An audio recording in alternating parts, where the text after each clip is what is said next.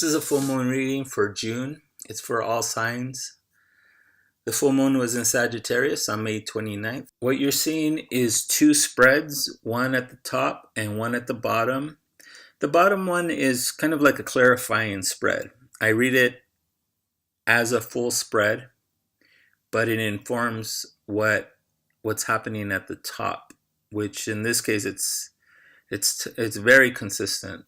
And I want you to see the full graphics, the symbolism, and the colors, and you can freely look around and resonate with it on a different level. The Sagittarius card is first card to pop out. It's the Temperance card.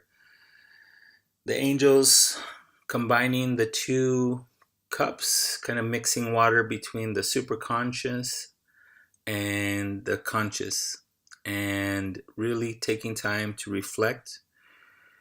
You're just taking your time. You're taking a break.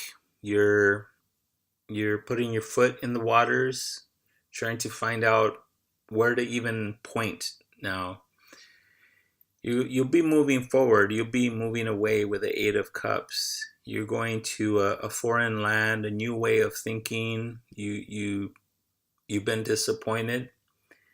You've been hurt with the Three of Swords. You've been in this place where it was hard to communicate, and things just kind of like stifled, and you realize that you're being depleted of your creativity and your wholeness, your happiness, and you're going to use your mind to get rid of those energies, those toxic energies.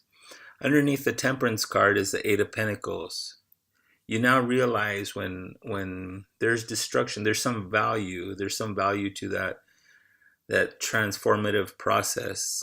And you see that even the house burning at the bottom of the mountain creates transformative energies that push up the mountain and create new peaks, new perspectives to really go forward. And when you understand this, it's really easy to get the hell out of town, and because anything has to be better than this, or another way to put it is like, you're worth it. You're seeing that you actually are beginning to love yourself. And the Queen of Wands at the bottom is a person starting to get comfortable with creating roots and in her identity, and being in a place where she can actually create and give to others. It's like this brilliance, this shining energy that no one can really persuade her to move or change. She's gonna be comfortable for a while. She has her eye on that, but she knows she has to move. With the Eight of Cups, she's traveling. She's moving from these toxic energies and toxic patterns, and she's moving towards the Three of Swords, because that's the place where we reflect on that heartbreak. We take our heartbreak and we're going to work on mending our heart. And underneath the Three of Swords is the Eight of Wands. A lot of eights in this reading. There's like 4 or 5 eights. The Justice card, there's two Justice cards. The one at the top is the number 11, but it used to be the number 8. Rider Waite changed it to number 11.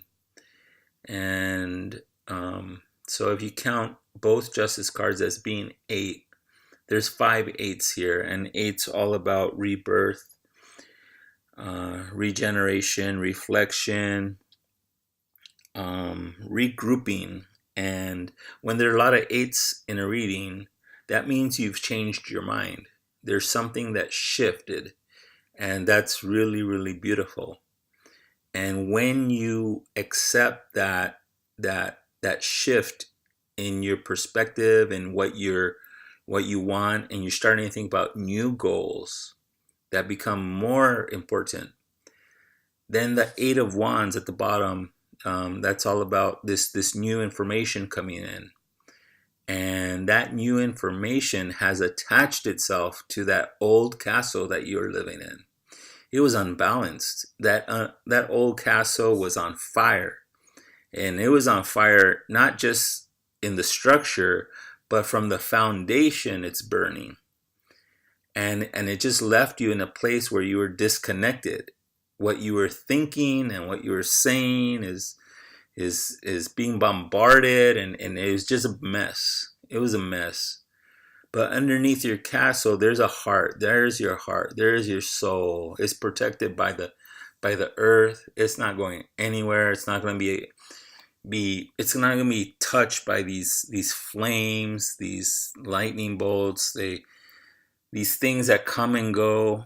The earth's protecting you. You, at your core, you have something really special. This genius that you're seeing probably for the first time in a while, maybe the first time ever, because you've been through a period of confusion and this period where you were unable to speak your voice and really be part of something. And we all need to be part of something bigger than ourselves.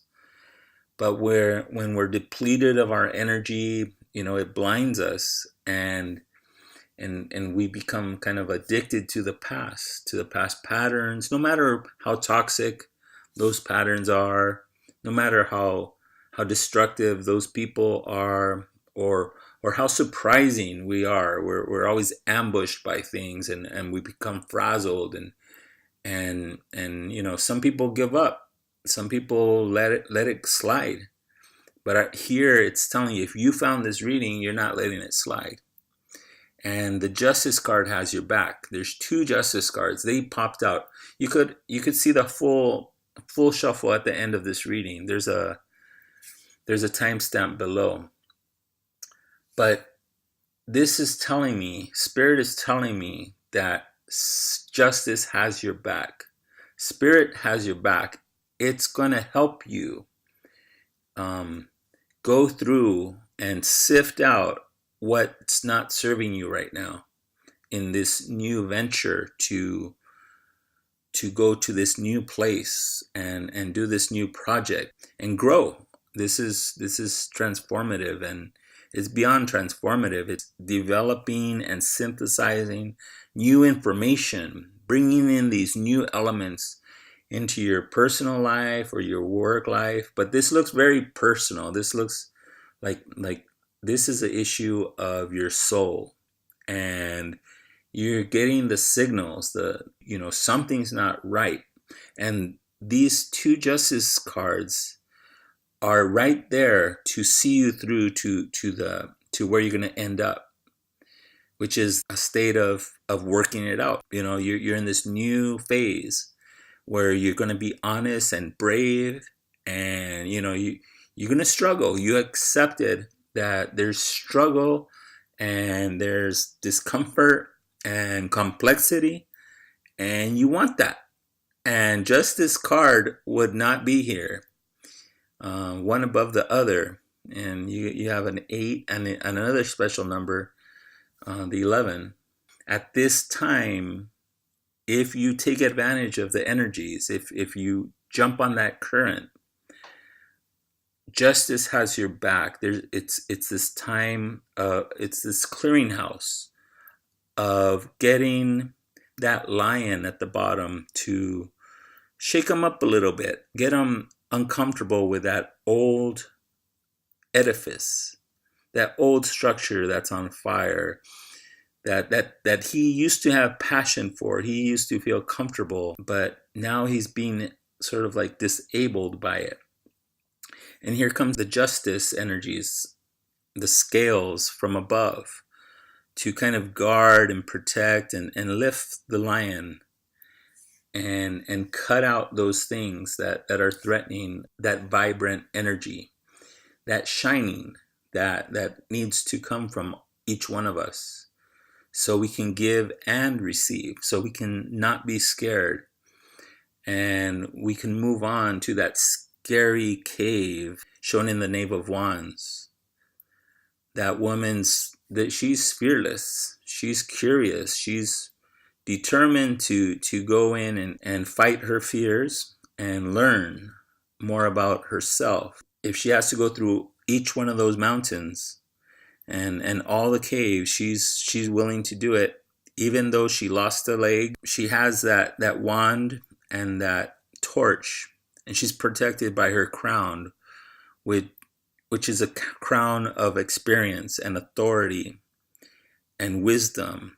And she's hungry for more empowerment. And the 5 of Wands above her it's no big deal now. Now she understood that she battled it out, she worked it out, and it hurt, and and she had to sacrifice some things that were perhaps very important to her.